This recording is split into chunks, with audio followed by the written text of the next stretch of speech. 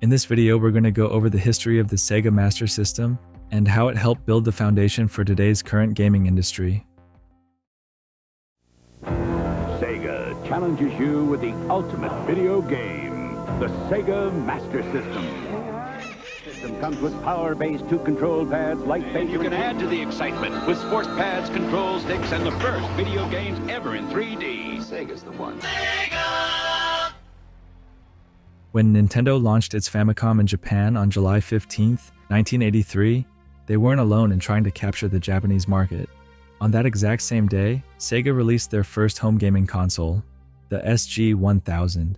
This fateful coincidence would mark the beginning of a rivalry that would define video gaming for more than a decade, though few could have predicted the global impact these companies would have at the time. The SG-1000 initially outperformed the Famicom in Japan due to a product recall on Nintendo's console, but this small victory was short-lived. As Nintendo's system gained traction with a stronger game library and better third-party support, Sega realized they needed something more competitive. In 1984, they released the SG-1002 with detachable controllers and hardware improvements, but it still wasn't enough to challenge Nintendo's growing dominance. Behind the scenes, major corporate changes were reshaping Sega. In 1984, parent company Gulf and Western Industries divested its non-core businesses, including Sega. Sega president Hayao Nakayama was installed as CEO. In a pivotal move that would alter gaming history, Nakayama and Sega co-founder David Rosen then arranged a management buyout with financial backing from CSK Corporation, bringing in CSK CEO Isao Okawa as chairman. Under this new leadership, Sega released the Sega Mark III in Japan in 1985. A completely redesigned version of the SG-1000 that featured significantly improved hardware. The engineering team behind this console, led by Hideki Sato and Masami Ishikawa, had worked on the SG-1002 and would later spearhead development of the iconic Sega Genesis. According to Sato, the console needed redesigning because the Texas Instruments TMS-9918A graphics chip in the SG-1000 did not have the power for the kinds of games Sega wanted to make. The Mark III's graphics chip was designed in-house, based on the technology in Sega's System 2 arcade boards. The Sega Mark III launched in Japan on October 20th, 1985, priced at 15,000 yen. Despite boasting more powerful hardware than Nintendo's Famicom, the Mark III struggled to gain market share. One significant issue was Nintendo's restrictive licensing practices, which prevented third-party developers from publishing their Famicom games on other systems.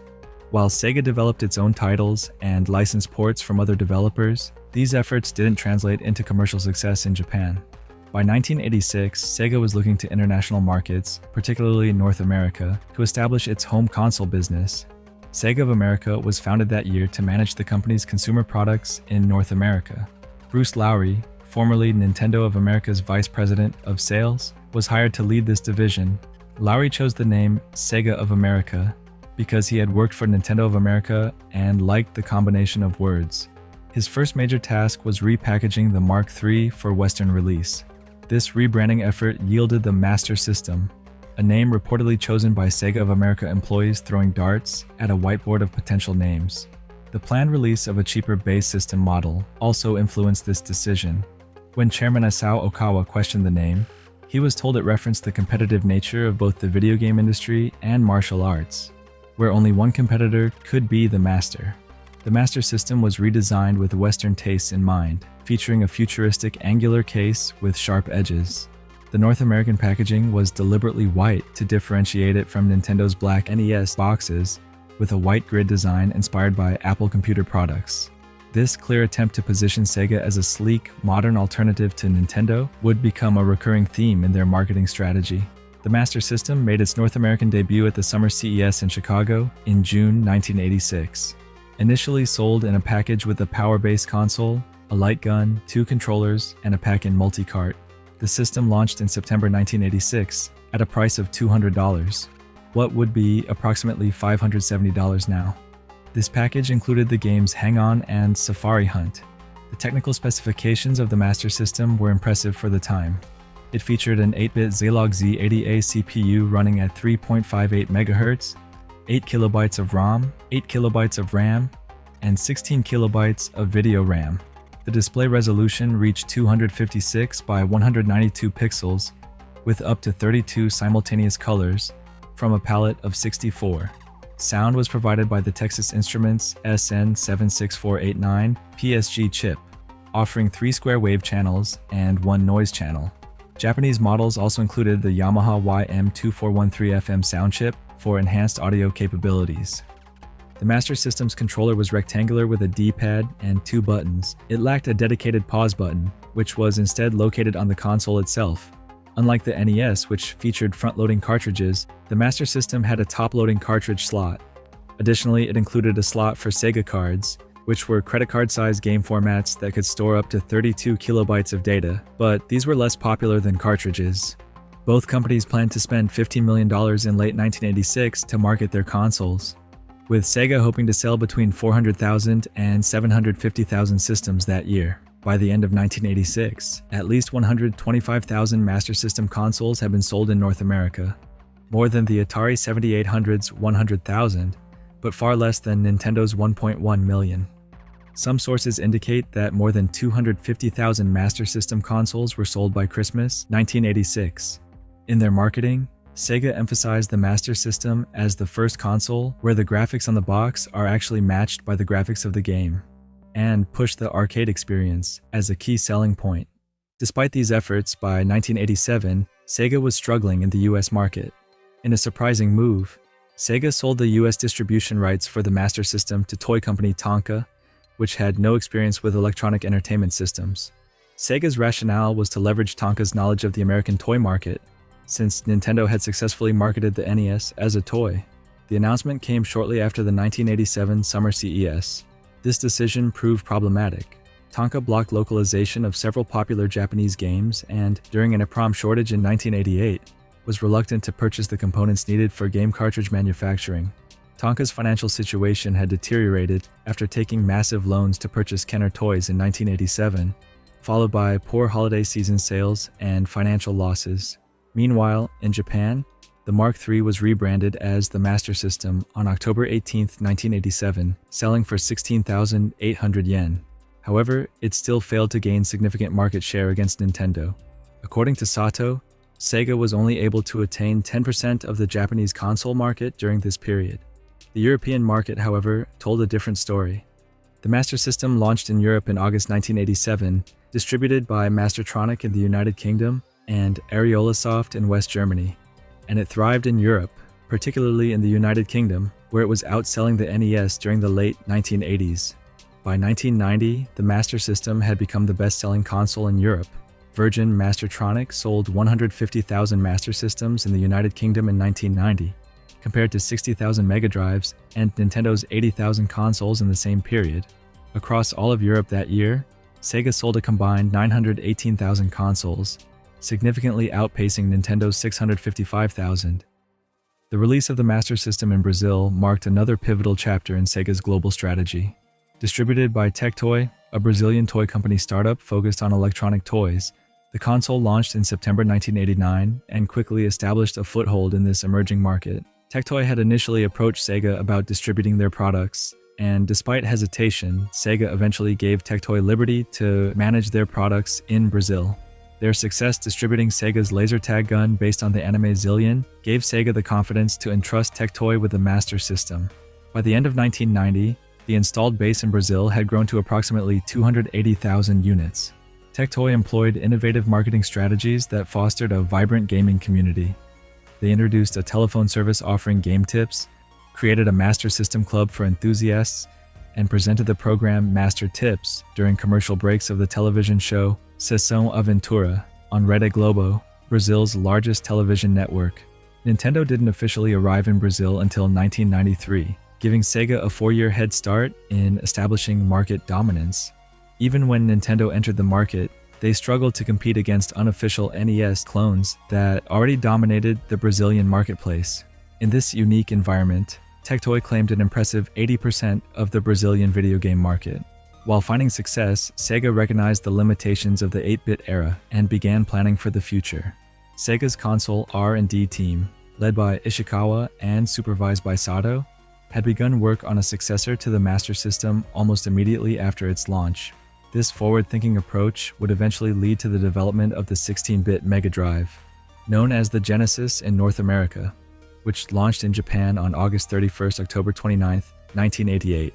The final licensed Master System release in Japan was Bomber Raid in 1989, marking the effective end of Sega's support for the 8-bit console in its home market. In the United States, Sega reacquired the marketing and distribution rights to the Master System from Tonka in 1989, coinciding with preparations to launch the Genesis. This allowed Sega to control the marketing and distribution of both their 8-bit and 16-bit consoles simultaneously. In 1990, Sega released the redesigned Master System 2, a cost-reduced version that removed several features from the original model. The Sega card slot, reset button, expansion port, and the startup music and logo were all eliminated to reduce manufacturing costs. In most regions, the Master System's AV port was also omitted, leaving only RF output available. The Master System 2 included either Alex Kidd in Miracle World or later Sonic the Hedgehog as a built-in game, eliminating the need for consumers to purchase a separate game cartridge immediately. Despite these cost-saving measures and the inclusion of a free game, the Master System 2 sold poorly in North America, where the market had firmly shifted towards 16-bit gaming. By early 1992, Master System production had ceased in North America, having sold between 1.5 million and 2 million units, far behind Nintendo and Atari. The last licensed Master System release in North America was Sonic the Hedgehog in 1991. The Master System 2 proved particularly successful in Europe and helped Sega maintain significant market share.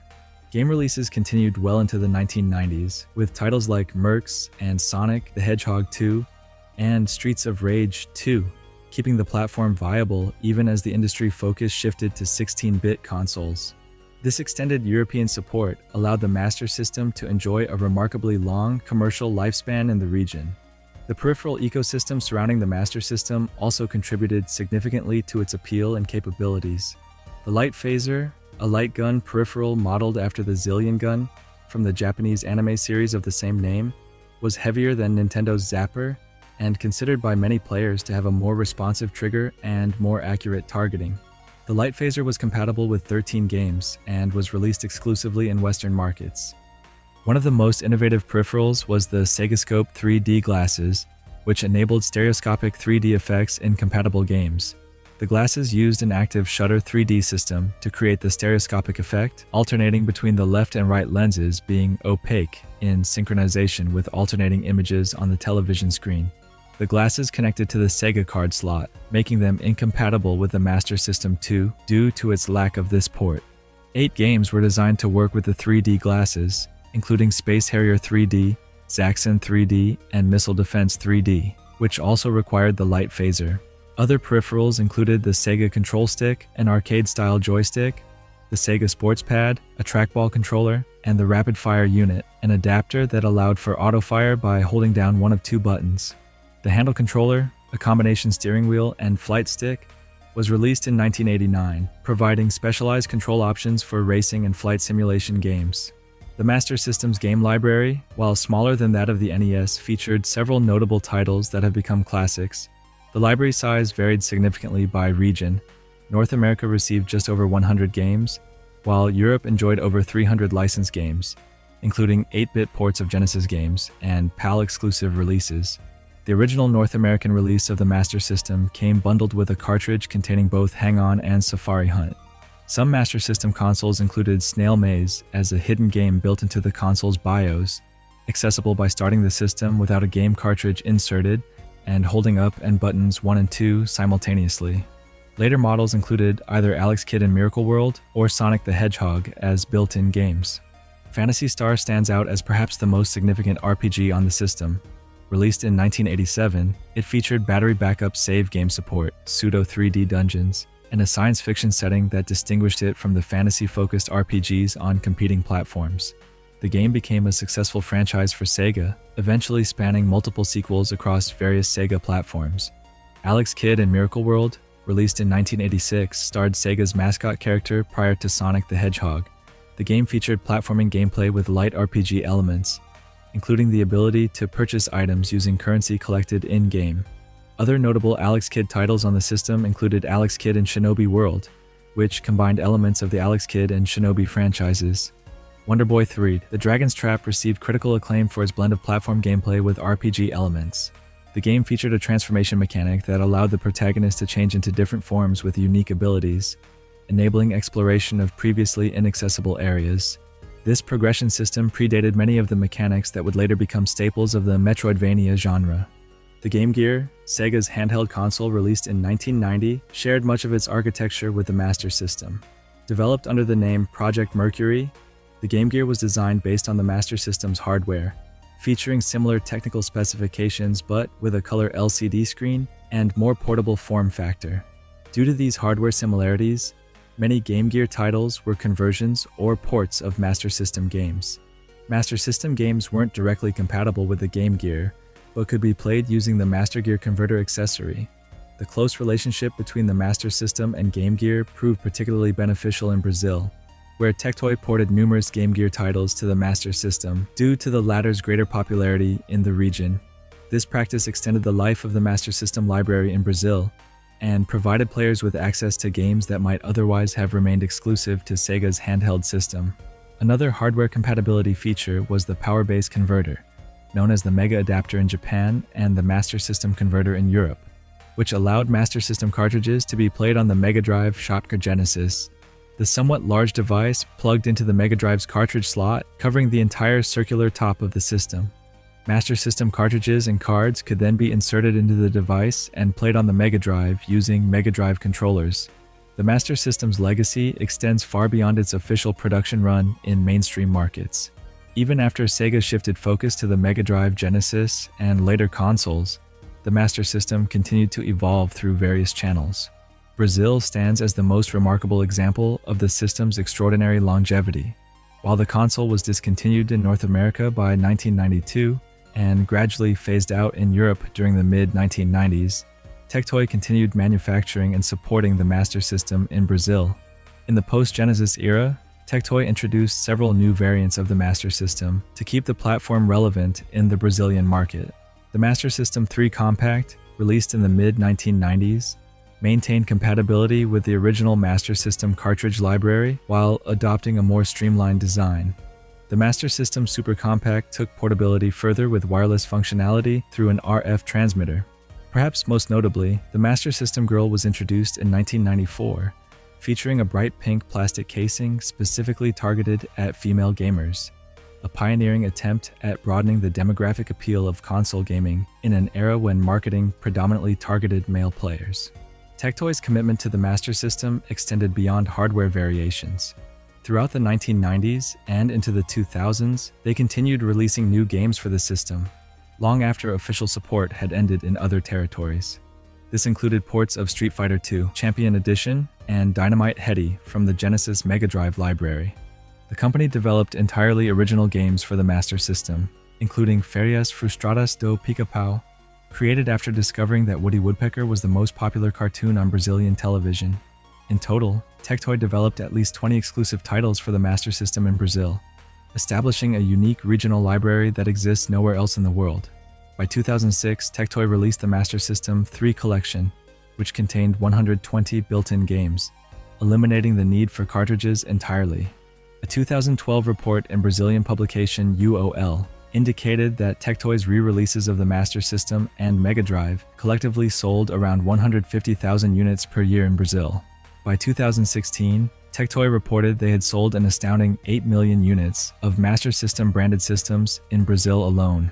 The latest iteration, launched in August 2011, was the Master System Evolution Blue, featuring 132 built-in games, 2 controllers, and a physical redesign appropriate for modern televisions. This remarkable longevity in Brazil has led many video gaming publications to consider the Master System the longest-lived gaming console in video game history, taking this title from the Atari 2600. The console's endurance in Brazil reflects not only Tectoy's business acumen but also economic factors. With high levels of poverty affecting millions of Brazilians, the affordability of the Master System made it accessible to families who couldn't afford the latest and most advanced gaming systems. Homebrew developers have created entirely new games for the Master System, some of which have even seen physical releases through small publishing houses that specialize in retro game cartridges.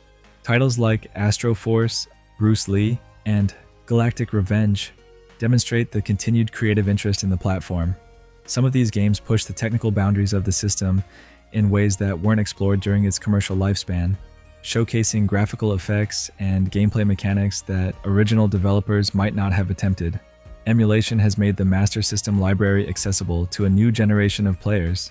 The MAME project incorporated Master System emulation in its scope, while dedicated emulators like Kega Fusion and Mika provide accurate reproduction of the system's hardware on modern computers. These emulators often include enhanced features like save states, screenshot capabilities, and even online multiplayer for games that originally only supported local play.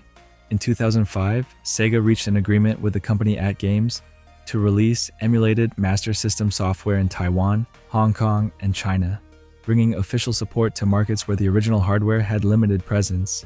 This partnership resulted in various plug-and-play devices containing built-in Master System games, similar to Tectoy's approach in Brazil, but targeting different Asian markets.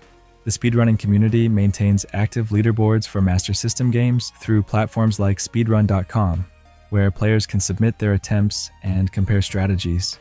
Events like the Games Done Quick charity marathons occasionally feature Master System games, bringing these speedrunning challenges to wider audiences and raising money for various causes. The collecting market for original Master System hardware has seen steady growth since the 2010s. The original Master System, with its distinctive black and red design, has become particularly sought after, with complete systems in excellent condition selling for $150 to $300 depending on included accessories and games. Brazilian variants produced by Tectoy, once overlooked by international collectors, have gained recognition as unique artifacts in gaming history, with rare models like the Master System Girl now considered valuable collectibles. In retrospect, the Master System's greatest contribution to gaming may have been laying the groundwork for Sega's subsequent success with the Genesis Mega Drive. The lessons learned from competing with Nintendo in the 8-bit era directly informed Sega's more aggressive and edgy marketing strategies in the 16-bit generation. The experience gained in developing games for the Master System helped Sega's internal studios create more sophisticated titles for their next system. Characters and franchises that originated on the Master System, like Alex Kidd and Phantasy Star, provided continuity that helped establish Sega's broader brand identity. The Master System's legacy lives on not only through its direct successors, like the Genesis/Mega Drive, Game Gear, and Saturn, but also through the continuing evolution of Sega as a company.